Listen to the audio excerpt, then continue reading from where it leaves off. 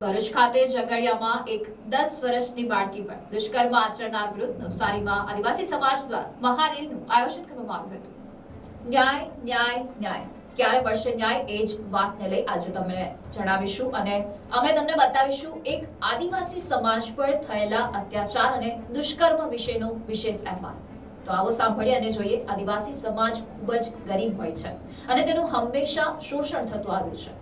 ત્યારે અનેક વિસ્તારોમાં આદિવાસી સમાજની નાની નાની બાળકીઓ પર દુષ્કર્મની ઘટનાઓ સામે આવતી હોય છે। ત્યારે બાંગ્લાદેશમાં બનેલી ઘટનાઓને લઈને નવસારી શહેરમાં મસ્ત મોટી રેલીઓ ન્યાય માટે કાઢવામાં આવી હતી। જોકે બાંગ્લાદેશ તો આપણામાં આવતું પણ નથી, પરંતુ નેતાઓ તેમજ કેટલાક મોટા વ્યક્તિઓ આ રેલીમાં ન્યાય માટે જોડાયા હતા। ત્યારે આ જ રીતના બીજા રાજ્યોમાં ઘટનાઓ બને છે ત્યારે નવસારી શહેરમાં દેખાડો કરવા માટે રેલીઓ નીકળે છે। ત્યારે ગરીબ આદિવાસી સમાજની બાળકીઓ પર આ રીતના દુષ્કર્મ થાય છે ત્યારે કેમ કોઈ સામે આવતું નથી। વાત કરીએ મણિપુર, વલસાડ તેમજ તાજેતરમાં બનેલી વલસાડ ખાતે થયેલા દુષ્કર્મોમાં આરોપીને ઝડપી તો પાડ્યો હતો, પરંતુ એ આજ દિન સુધી સબ જેલમાં સજા કાપી રહ્યો છે। શું આ જ રીતના પ્રજાના પૈસે આવા દુષ્કર્મ આચરનારાઓને ક્યાં સુધી જેલમાં બેસીને ખવડાવવું પડશે? ત્યારે ભરૂચ ખાતે ઝઘડિયામાં એક 10 વર્ષની બાળકી પર દુષ્કર્મ આચરનારને પોલીસે પકડી પાડ્યો છે। ત્યારે નવસારી શહેરમાં ગતરોજ નવસારી વિજલપુર નગરપાલિકાના પટાંગણમાં મોટી સંખ્યામાં આદિવાસી સમાજના બાળકો, બાળકીઓ, મહિલાઓ, પુરુષો, વડીલો એકત્ર થયા હતા, પરંતુ કોઈ પણ મોટું માથું જોવા મળ્યું નહોતું। તો સવાલ એ ઉભો થાય છે કે શું આદિવાસી સમાજનો ઉપયોગ ખાલી નેતાઓ મત માંગવા માટે જ કરતા હોય છે, પછી જે છે તેની પરિસ્થિતિનું નિર્માણ થાય છે? આ તો કહેવત છે ને કે નેતા કોણીએ ગોળ લગાવી વયા જાય છે, પછી કોણ જોશે અમને? એ માટે નગરપાલિકાના પટાંગણમાંથી મોટી સંખ્યામાં આદિવાસી સમાજના સભ્યો એકત્ર થઈ આ દીકરી પર જે દુષ્કર્મ થયું છે તેને ન્યાય માટે એક કેન્ડલ માર્ચનું આયોજન કરવામાં આવ્યું હતું।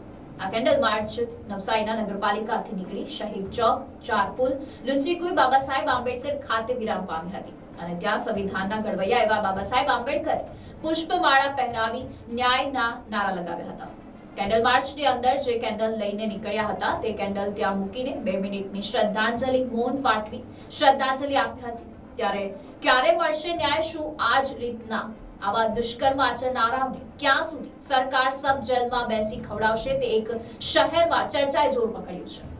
અત્રે ઉલ્લેખનીય છે કે આ રેલીમાં એક મુસ્લિમ આગેવાન બાબા સાહેબ આંબેડકરની પ્રતિમા પાસે જોડાયા હતા। ત્યારે કોઈ બહાર નીકળતું નથી। આ તમે જો આપણા જીવતો જાતો દાખલો તમે નજર સમજ જુઓ, આજે કોઈ અન્ય સમાજ આપણી સાથે ઉભો છે, આજે અહીંયા જોઈ લો, આજે કોઈ આપણો બીજો કોઈ સમાજ આપણી સાથે ઉભો છે, જોઈ લો તમારી આજુબાજુ કોઈ ચાલતો વ્યક્તિ પણ આપણને જોવા માટે રાજી નથી। એટલે આપણે સમાજને સંગઠિત કરવાની ને એકતા કરવાની જરૂર છે, તો જ આજે આપણે આગળ વધીશું અને તો જ આપણું રક્ષણ થશે। તો આ બાબતે આપણને આજે આપણા નથી સમજી લેજો। આજે આપણે જોઈએ છે કે દીકરીનું જ્યારે મૃત્યુ થયું નજીકમાં જ કાર્યાલયનું ઉદ્ઘાટન હતું, તો કાર્યાલયના ઉદ્ઘાટનમાં ગયા છે પણ દીકરીને જોવા ગયા નથી। સમજી જજો કે આ પરિસ્થિતિ જે છે ને આપણી આના કરતા બદતર આવશે। એટલે આપણે સંગઠિત થવાનું છે, એક થવાનું છે અને લડવાનું છે। અને જે આપણી એક ફૂલ જેવી નાની દીકરી જેને ખૂબ જ ક્રૂરતાપૂર્વક ચૂંટી કાઢવામાં આવી છે અને જે પિશાચી કૃત્ય એની સાથે કરવામાં આવ્યું છે, એના માટે શ્રદ્ધાંજલિ આપણે અર્પિત કરવા માટે અહીં ભેગા થયા છે। પણ અહીં શ્રદ્ધાંજલિ આપીને આપણો કાર્યક્રમ પૂરો નથી થતો। હું આ તબક્કે એ જ કહીશ કે બહેનો આપણે આપણી રક્ષા જાતે જ કરવી પડશે। અહીં આપણે મેં અગાઉ પણ જ્યારે કુકી વખતે આપણે જ્યારે થયેલું હતું તે સમય દરમિયાન પણ મેં આ જ શબ્દો ઉચ્ચારેલા કે એ ત્યાં બનેલું છે, ત્યાંથી અહીં આવતા વાર લાગશે નહીં। તો આ તબક્કે હું એ જ કહીશ તમને કે આપણને કમલેશભાઈ જે રીતે કીધું એ પ્રમાણે કે આપણને અન્ય સમાજનો ટેકો નથી મળતો, ખૂબ જ એમની વાત સાથે હું 100% સહમત છું અને ખૂબ જ દુઃખ થાય છે કે જ્યારે આપણે બીજા સમાજના લોકોને બીજા લોકો સાથે આપણે જ્યારે હળી મળીને રહેતા હોય અને જ્યારે ખાલી આદિવાસી સમાજને જ્યારે ન્યાય આપવાની વાત આવે ને બધા પીછેહટ કરે છે, કોઈ આપણી સાથે રહેતું નથી। છેલ્લે આપણને વલસાડમાં જે આપણી સાથે ઘટના બની છે, જે હળપતિ સમાજની દીકરી મુસ્કાન હળપતિ, એની સાથે જે સાયકો કિલર જે હતો એણે જે રીતે એની સાથે કૃત્ય કર્યું ખૂબ જ દુઃખદ હતી। ત્યાં પણ ઘણા બધા કાર્યક્રમો કરવામાં આવ્યા, ત્યાં પણ શ્રદ્ધાંજલિ આપવામાં આવી। આપણે જોઈએ છે કે એને એ નરાધમને પકડી લેવામાં આવ્યો છે અને આપણે ત્યાં જ નવસારીમાં જ એને સબજેલમાં બી રાખવામાં આવ્યો છે। પણ તે સમય દરમિયાન પણ ફક્ત અને ફક્ત હળપતિ સમાજ અને આપણા આદિવાસી સમાજ જ એની સામે લડત ઉપાડેલી હતી। હાલમાં આપણે જોઈએ કે જ્યારે ફૂલ જેવી 10 વર્ષની દીકરી સાથે આટલું ખરાબ કૃત્ય થયું છતાં પણ એક છે ને માનવતાની દ્રષ્ટિએ બી કોઈએ એની સામે વિરોધ નથી કર્યો કે કોઈ આપણને મદદ નથી કરી કે નથી આજે ઝઘડિયામાં એને કોઈ મદદ કરી.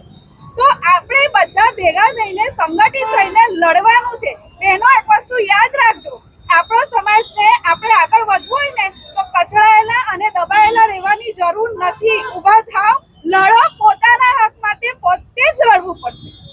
અને આપણે જોઈએ છે કે આવા જ ઝઘડિયા ખાતે એક 10 વર્ષની દીકરી ઉપર જે બળાત્કાર થયો છે અને જે રીતે એમને મોતને ઘાટ જે ઉતારવામાં આવી છે એમની આત્માની શાંતિ માટે અને સાથે સાથે નરાધમને કડકમાં કડક સજા થાય એ માટે આજે અમે શ્રદ્ધાંજલિ કાર્યક્રમનું આયોજન કર્યું છે.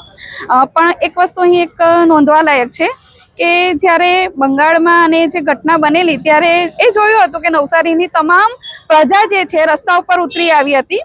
પણ આજે જ્યારે આદિવાસી સમાજની એક દીકરીને જ્યારે ન્યાય આપવાની વાત આવે ત્યારે કોઈ સમાજે અમને સપોર્ટ નથી કર્યો. એ મણિપુર જ્યારે થયેલો હતો તો તે સમય દરમિયાન પણ અમને કોઈ સપોર્ટ નહોતો કર્યો અને તે સમય દરમિયાન પણ જે કેન્ડલ માર્ચનું આયોજન હતું ત્યારે પણ મેં આ બાબત નોંધ લીધી હતી અને કીધું પણ હતું પ્રેસના માધ્યમ દ્વારા જ. અને આજે જ્યારે વલસાડમાં પણ થયું મુસ્કાન હડપતિને તો તેમાં પણ અમને કોઈ સમાજે ટેકો નથી આપ્યો કે નથી કોઈ સહકાર આપ્યો.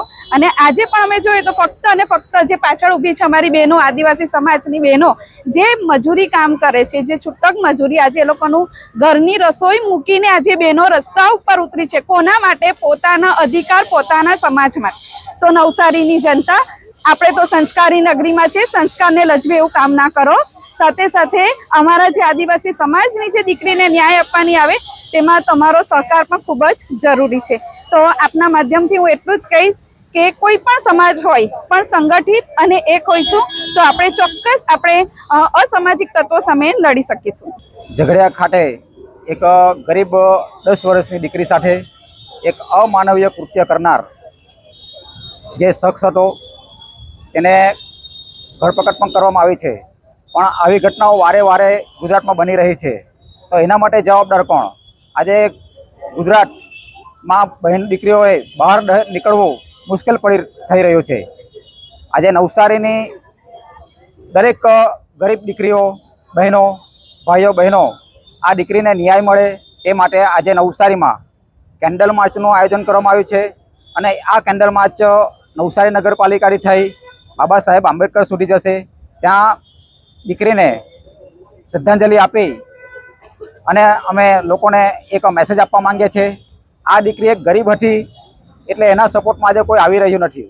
જ્યારે બંગાળમાં એક દીકરી નર્સ દીકરી હતી એમની સાથે બળાત્કાર થયો ત્યારે આ સમાજના દરેક વર્ગના લોકો આગળ આવ્યા હતા. તો આ દીકરી માટે કેમ તમે અન્યાય કરો છો? તો મારે આ કેન્ડલ માર્ચના હેતુથી નવસારીની તમામ જનતાને જણાવવા માંગુ છું કે તમે આવું ભેદભર્યું વલણ નહીં અપનાવો. દીકરી એ તમારી હોય કે મારી હોય, ગરીબની હોય કે અમીરની હોય, એ દીકરી એટલે દીકરી જ છે. અને જે કૃત્ય આ દીકરી સાથે થયું એ ભવિષ્યમાં તમારી દીકરી સાથે પણ થઈ શકે છે. તો સમાજના દરેક વર્ગને હું વિનંતી કરીશ કે આવા કૃત્યો કરનારને સખતમાં સખત સજા થાય. સજા નહીં પણ એને ફાંસીની જ સજા થવી જોઈએ, જેથી ભવિષ્યમાં કોઈ પણ આવો વ્યક્તિ આવું કૃત્ય કરવા પહેલાં વિચાર કરે.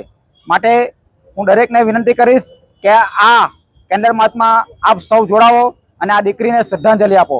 જય જોહાર, જય આદિવાસી. Report NDC news, Navsari.